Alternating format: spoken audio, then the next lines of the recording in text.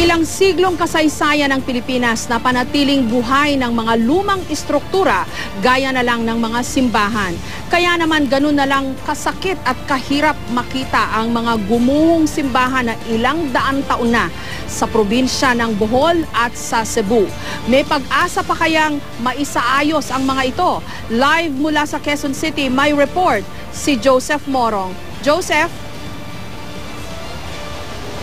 Jessica, yun daw mga Pilipino ay personal yung pagturing nila sa mga simbahan. Kaya naman nakakapanlumo na makita nila na gumuho yung ilang mga simbahan na naging bahagi ng mga mahalagang yugto sa kanilang buhay. Siyempre, bukod pa dyan, yung laman na kasaysayan nito. Ayon sa NCCA, yung halos lahat ng mga simbahang nasira ng lindol ay bukod sa pagiging heritage treasures, ay national cultural treasures ng ating bansa.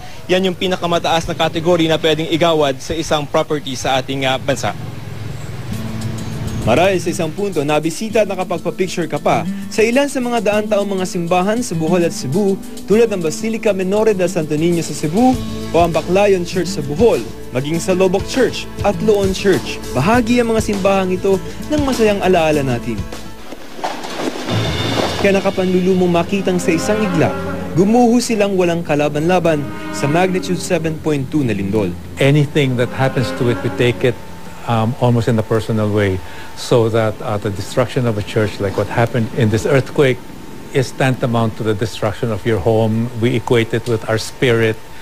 Pero hindi lamang ang personal na alaala ang posibleng mawala sa ganitong pagkasira ng mga simbahan dahil bahagi sila ng ating makulay na kasaysayan.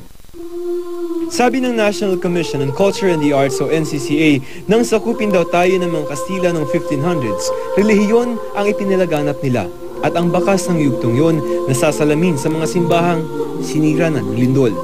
Kuha ang mga larawang ito mula sa Project Kisame ng Heritage Documentation Specialist na si Joel Aldor. Proyektong naglalayong pahalagahan ng mga nagagandahang kisame ng mga matatandang simbahan sa bansa. Ceiling paintings kasi, these serve to inspire the parishioners to partake into the sacred and the divine. And also, it shows the creativity and originality of the Filipino artists who have painted these single-handedly. Nakakamangha ang mga makikita sa loob ng simbahan sa Loon. Ang mga kisame nito buhay na buhay sa mga painting. Tila nagpapaalala ng ugat ng ating mahabang kasaysayan. The front facade of Loon is perfectly done. It's neoclassic. The proportions are perfect. Pero may babangon pa nga kayang muli ang mga nasirang simbahan. Posible raw, pero mahal at mahaba itong proseso. Pero habang pinaplano pa ang muling pagbangon ng mga simbahan, may panawagan ng NCCA sa publiko. Let's be careful on how to handle the rubble because in the rubble there may be important evidences of how it looked like before that we can still save and salvage. Physical refuge is gone, but our spiritual refuge has never left us.